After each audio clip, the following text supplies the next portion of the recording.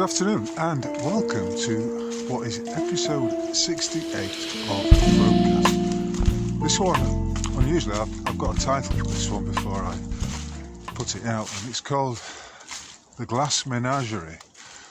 And a glass menagerie, or a menagerie, is defined as a collection of wild animals kept in captivity for exhibition. A strange or diverse collection of people or things, for instance some other specimen in the television menagerie. Now, if we extend this outwards, I think it's fair to say the entirety of the electronic platforms, the social media outlets, the various so-called alternative news sites can be likened to this glass menagerie. And as I was heading towards these woods today, I was thinking about the panopticon, which was a British invention by, unless I'm mistaken, Jeremy Bentham from the 1800s. And it was simply an interesting psychological method whereby a prison would have a tower in the middle, a circular tower with windows all the way around, and that meant that the prison could be guarded, if you like, by just one individual who was in the tower, and each of the inmates were always under the psychological impression that they were being watched, or that they could be being watched at any given moment. And that was a way of controlling the prisoners into believing that they were being constantly surveilled, even though they probably were not. It would have been impossible for an individual to keep an eye on each and every cell in the prison. But nevertheless, it was a psychological tool which was successfully used to inculcate the notion that they were being watched. In some ways, I liken the entirety of the social media network and all the alternative media platforms, as well as the mainstream media platforms, to something along those lines, almost like a menagerie, or there's plenty of metaphors you can use, or like a snow dome in which their actions, their writings, their pronouncements are being watched by the controllers. And, you know, I've also compared it to a circus, which it is like a circus. But today I wish to focus on a couple of aspects of this which have come to my attention recently, and which I hope to issue this as a disclaimer before I start, I don't really wish to discourse on. However, once again, I think it is incumbent upon me to delve, to dig a little bit into this issue. We are living in a perceived reality. Everything is a mental construct. The so-called controllers know this, and they use it to their advantage, skillfully, but occasionally, well, skillfully, yes, but not always wisely. And in fact, any psychological operation is only as strong as its weakest point. And as I've said previously, there are a number of weak points around, weak links, if you like. For the purposes of this discourse, I'm going to refer to this menagerie as a reference to the factual existence of financier state sponsorship of what we can also know as limited hangouts, and of course the employment and deployment of those who are acting for and on behalf of the establishment as agents provocateurs. Dom Waterston of the Sheep Farm podcast has invented a term called fringe magnets, and this, I believe, it's an excellent term to describe those agents provocateurs, those agents of disinformation, ponce about within the so-called alternative media, and whose pronouncements never really go anywhere. They never stick to the facts.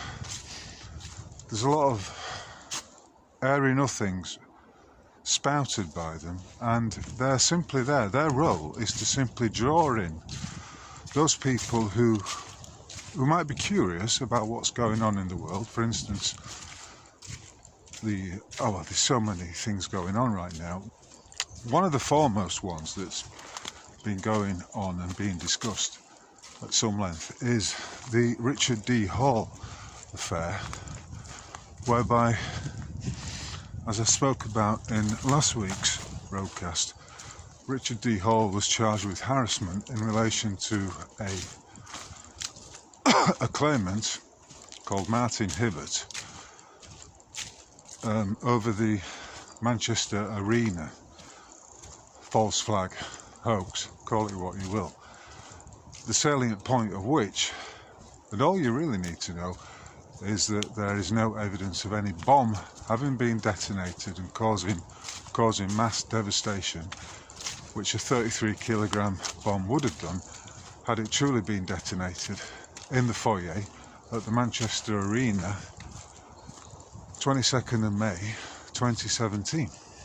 So what you're looking at is that these individuals who are acting on what you may call limited hangouts or as controlled opposition, their purpose is there to cause division, to stir up doubt, and to basically just create an echo chamber in which things may well get spoken about, but remedies are never offered, solutions are never put forward, and the whole thing goes round and round with nothing really being achieved.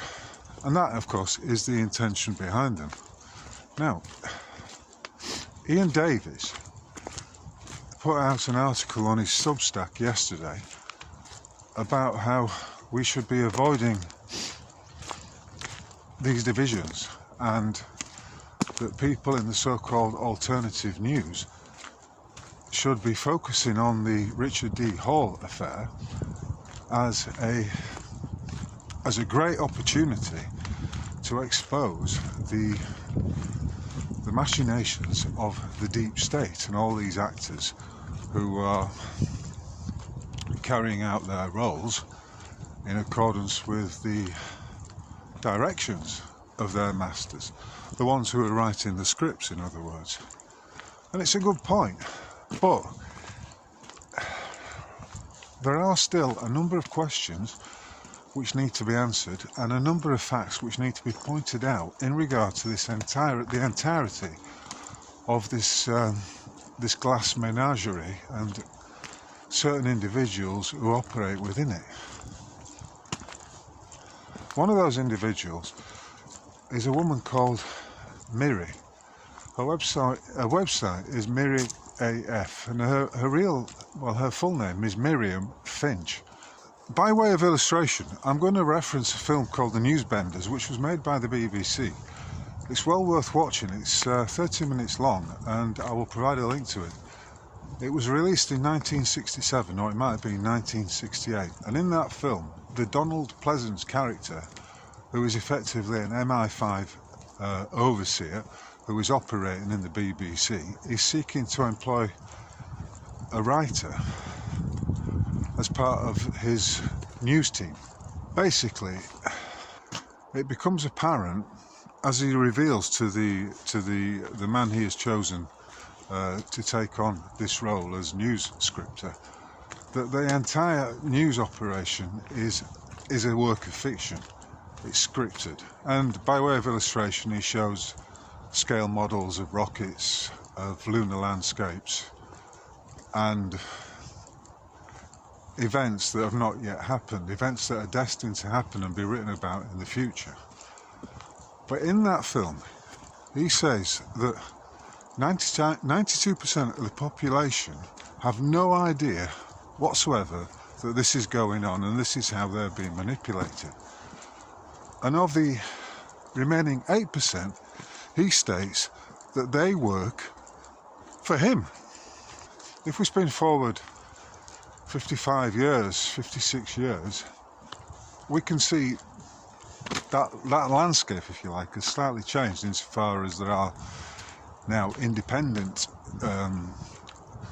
journalists, if you like, who have access to audiences that are, in some cases, very large indeed. So that 92% of the population who have no idea what's going on may well be a lot less than that now. But I do wonder, of the remainder, how many are actually still in the employment of the controllers, of the script writers?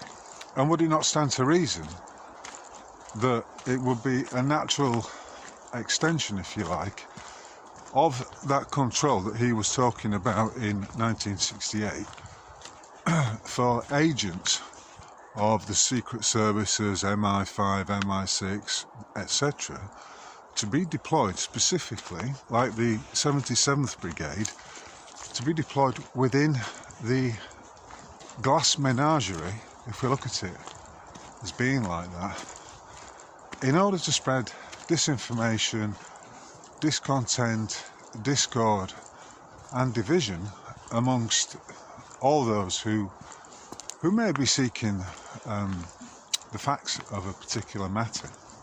I mean, I've spoken about him before. If we take James Delingpole as an example, a man who clearly has a deep and abiding love for the shekel, and a man who is firmly of the establishment insofar as he went to the private fee-paying Malvern College, followed by Oxford University, and he's worked for various establishment publications down the years, like The Spectator, for instance. Delingpole is firmly of the establishment, and if you look back at his career, he was most definitely in the mainstream. And I would argue that he's a fringe magnet with his cheeky personality, his polite way of speaking, and his credentials. I would argue he's pretty much firmly in the establishment. Am I saying I don't trust him? I don't know, but the fact he never goes near any of the real issues, to me, is a red flag. In fact, I didn't really concern myself with him until he jumped to the defence of Miri Finch after I put out an article in which I simply pointed out the fallacious nature and the empty rhetoric of her writing about Richard D. Hall. He shared that article, and then he wrote me a private message in which he told me to back off and stop being so unfair to her, to which I responded, well, if there's any error in the thinking and the reasoning and in what I've written about concerning Miss Finch, then please let me know, and I will gladly retract it and issue an unreserved apology. I never heard from him again, and in the meantime he's had Miri on his Delingpod, and whilst I haven't listened to it, I do find it rather strange that, as I say, he never seems to go near the subject of the law or the subject of the financial system. I've pointed this out before, but I'm making the point again because, to me, it is significant and it's very telling. You know, you can often gauge what someone is about, not so much by what they say, but as what they deliberately omit, what they leave out, what they don't seem prepared to discuss. And similarly, you know, Ian Davis had Miri Finch on his podcast, and again, I have to question why, when basically Miri Finch has claimed that Richard D. Hall is most likely to be a deep state asset, and that all of this has been set up by the scriptwriters as a way of curtailing freedom of expression, free speech. She has this shtick whereby she says, if you know the name, they're in the game. And what she means by that is, if you know the name of an individual like Richard D. Hall, and you've come across his name via the mainstream media, then that's because he's an asset. He's been placed there deliberately in order to act as what you may call a magnet, or a fringe magnet perhaps, and pull in the populace. And that because of that, he's an actor playing out a role. Okay, well, let's just take this as, I mean, not for 1 minute do I believe that such a simplistic adage is actually worthy of serious consideration. But let's just play it out and take it. Let's just take it as a given that what she states is true. Now, if that is the case, that we only know the name because they've been mentioned in the mainstream media, does it not apply that if we do not know the name, if we're not familiar with them, then they may be one of the deep state script writers as opposed to one of the actors who is there at the front end of it all? And if we apply that to Miriam Finch, it looks very interesting to me, because her father, I think it's called John Sloboda, as she stated on her interview with the Sheep Farm podcast, she was brought up in Kiel, where there is a university, and her father was a professor there in music psychology. And from the bit of research I've done about it, that's quite a, shall we say, a specialised area of academia. And it's also a very interesting one, and you only have to look at the work of Dave McGowan, Mike Williams of the Sage of Key podcast, and Mark Devlin to see just how popular music is utilised, and has been utilised for decades now, going back probably 80 years, as a means of mind control, as a means of influencing the population, of steering them in directions, of psychologically steering them in directions that you wish them to go. The Beatles is perhaps the foremost example of this, but I'm not going to go into that right now. All I'm stating is that her father has involvement with the psychology of music. He studied it, he's a professor in it, but he also has connections to a number of non-governmental organisations whose modus operandi, I would say, is questionable, all of which are clearly establishment. And if you want to take it a stage further, this man has got an OBE. He's got an Order of the British Empire.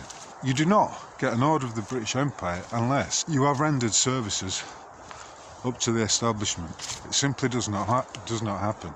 Very rarely does an ordinary bloke get an OBE. And so there's that point, and I'll include some more information on Mr. Sloboda, I'm not sure if I've pronounced it correctly, and his various connections. And on top of that, as I was looking for more information on Miriam herself, who is the daughter of John Sloboda, I was surprised to find that back in 2021 she was employed as a consultant at a legal firm. And you don't get that kind of a job. I mean, okay, she's not a solicitor, but she may be operating as a paralegal, for instance, and it seemed to be that she was employed over her stance on the whole COVID bollocks and the use of masks, etc., and maintaining a vaccination-free status. So she got that job, and again, I think, well, my inclination is to suggest you don't get a job in a solicitor's unless your credentials check out and that you are firmly in the establishment, so to speak. On top of that, there is a Companies House reference to 3 companies, each of which is now being dissolved, that Miriam, or Miri, was the director of. And you might say, quite rightly, well, that doesn't prove anything. But all I'm looking at here is is what she said. Remember the expression, hoisted on your own petard? A lot of people become hoisted on their own petard because they accuse others of that which they are doing, of the operations that they are carrying out themselves, of the character flaws that they themselves possess. So when Miriam states, if you know the name, they're in the game, then we have to apply it to her as well. And she has suddenly risen to a level where she's got a few thousand followers on Substack. She's making a few quid out of it. I've been blogging and putting out stuff, including the Great British Mortgage Swindle, for the last 11 years. I've got nowhere near the level of audience that Delingpole, Miriam Finch, Ian Davis and the rest of them have. And so I would say, well, if you know the name, if you know the name and they're placed highly, they have huge followings, that's because you don't get to that level unless you're state sanctioned, effectively. Remember what it said in the Newsbenders: 92% of the population know fuck all about what's going on, and the other 8% work for us. Most people in the alternative news network seem to be of establishment background. Ian Davis questions why UK Column has not picked up the Richard D. Hall narrative and gone into any depth with. Ian Davis used to work for UK Column. He's also worked for one of the other two questionable platforms, which I will include in the accompanying essay. And I have to question why he would, if he was genuine, why did he bother interviewing Miri Finch? Why didn't he get someone on like me to talk about the nature of a void order and why that entire judgment written by Dame Steen or Stain was void, being predicated upon the lie. The lie being that a 33 kilogram bomb went off at the Manchester Arena on that day in 2017. Why doesn't he have someone on to talk about the financial system, the one ring that controls it all? Why does Delingpod never go into this subject? Why does Miri Finch never go into it? Why does UK Column never go into this? Why has UK Column never covered the Great British Mortgage Swindle? Why have they never had Michael Avabanisi on to talk about some of the things that he's uncovered down the years and some of his and his work and his research into these matters? Why? You know, so instead, Ian Davis interviews Miri Finch, as did James Delingpole, and he had an interview with a woman called Aileen, an Irish woman, who is also suggesting what Miri Finch is suggesting, namely that Richard D. Hall is a plant, he's a state asset, and all this has been skillfully engineered to bring about a severe curtailment through the course of one's God-given freedom of expression. Why are these individuals never speaking out about these matters? Why are they never actually discussing them whatsoever? Remember what I say, don't listen to what they say, watch what they do. I have previously pointed out how much Miri Finch uses empty rhetoric, and as I was looking on this website of the law firm that she worked for, I found another example of it. She states on the website, as a non-lawyer, there can sometimes be limits to what I can achieve. However, now, with the leverage of an established law firm I can work with, my contributions should have considerably more impact, and I'm very excited indeed about what the Jonathan Lee Network and I can achieve together. I mean, what the fuck does that mean? What does any of it mean? I'm going to provide the quotation from her explanation as to what she meant by a recent article she wrote, again, on this subject of Richard D. Hall, and how she is pushing this view that he's a state operative and has been all along. And you will see exactly what I'm talking about. Empty rhetoric. There's nothing to substantiate any of it, which again makes me question, why the fuck does Delingpole and why does Ian Davis actually bother to have these two women, Aileen something or other and Miri Finch, on their podcasts? Because what have they got to say? I would argue they've got the sum total of fuck all to say. The square root of fuck all. If you know the name, they're in the game. Well, you could also extrapolate that out and say, if they're in the alternative media and they've got followers in the thousands, their name is known. From that, is it not the case that they are in the game? And what is the game that they're in? They're in the game of the limited hangout, the controlled opposition, the age-old divide and rule game, the game that is to confuse and make people doubt their own common sense. There's another expression that Dom and Christian use on the Sheep Farm podcast, and I think Mark Devlin's picked it up as well. It's no plumbers allowed, and it refers directly to the fact that a lot of the players in the music industry, a lot of the actors, a lot of the families like the Huxleys, who have through generation after generation influenced, by which I mean psychologically manipulated, the populations, you'll find that none of them are from ordinary backgrounds in terms of their fathers and grandfathers' occupations. And the same is the case, of course, with Miri. Her dad is a member of the British Empire, a man who presumably has done deep research into music psychology as a means of manipulating huge audiences. Anyway, I'm going to leave it there today, because you can read what I'm talking about in more detail in the accompanying essay. If you've enjoyed this and you appreciate my output, although by comparison to those aforementioned individuals and players, by contrast to the players who are operating in the Glass Menagerie of social media and alternative news, I'm not anyone. I'm Mr. fucking nobody. But in comparison to them, let me assure you of my genuine credentials. My father was an engineer who worked for 40 years at a company in Huddersfield, manufacturing gears. David Brown's it's called. And similarly, Dom and Christian of the Sheep Farm podcast, their dad was from the same area, and he was a butcher and a smallholder or farmer in the area. You know, if you're going to be chucking stones around and you're in a glass house, you need to be very, very careful before you open your mouth and shoot off what amounts to just a whole heap of empty rhetoric, or bullshit, as some people might prefer to simply put it.